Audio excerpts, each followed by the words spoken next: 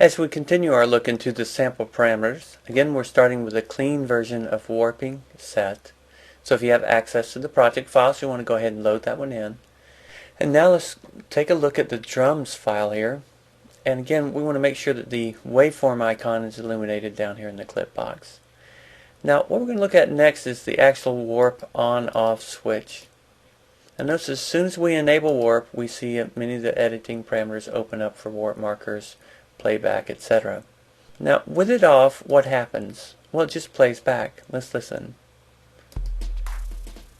And I'll play another clip with it.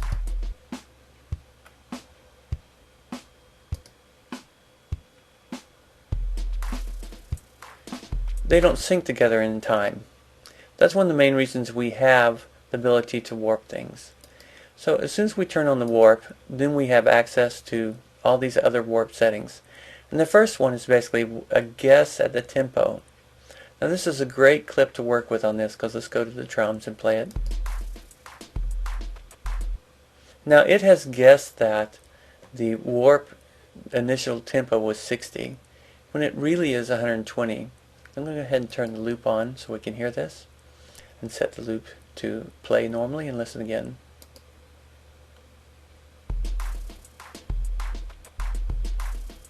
Now I'm going to come down here and say no, really the speed was twice as fast. That's like the multiplication sign by the number 2. Let's change that speed twice as fast and listen again.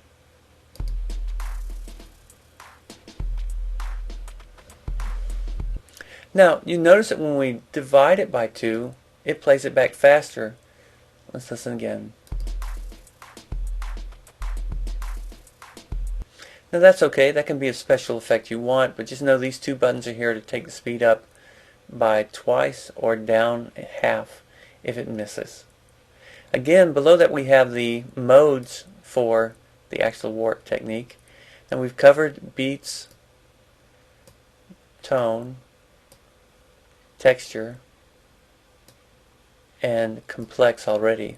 But let's touch on a few things now. In beats, notice it's asking for help in knowing transients. It's going to look for little bumps in the audio that are called transients at the beginning of a hit and a sound, and it's saying, should I look for transients every 8th note, every 16th note, whatever it may be. So listen to your audio and try to match this to that. So this does have 16ths, I'm leaving it there. After beats we have tones, and we have a simple grain size control here. That if it's not quite matching up when it's a tone file, adjust your grain size and see if the sound gets a little smoother, more accurate.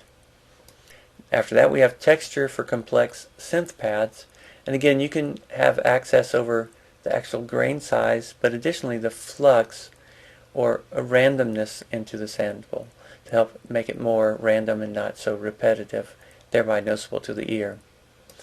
Below that we have complex that we've talked about, but we have not talked about repitch. Now repitch technically does not use warping. This is the original way to speed up or slow down a file, like you've heard on a tape player or an early sampler or even on a record player. If you need it to go faster, it plays the whole thing faster and the pitch goes up. Let's listen. Here's the drums. Now the original tempo is 120, and this live set tempo up here in the left we can see is set to 100. So that means it has to slow this whole thing down and the pitch moves with it. Now this too can be a cool effect, but we've just lost the original color. Let's go back to beats and listen. So now as we change the song up and down, the original character is pretty much maintained. Let's do that again now and go back to repitch and playing and slowing down, click and hold.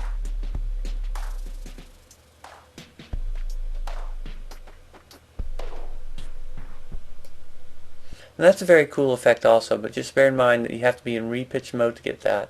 This is particularly useful now that we can do tempo changes and meter changes inside Ableton Live. Okay, so we've got our different warp modes, our ability to set the initial tempo to match that of the sample or waveform we're using.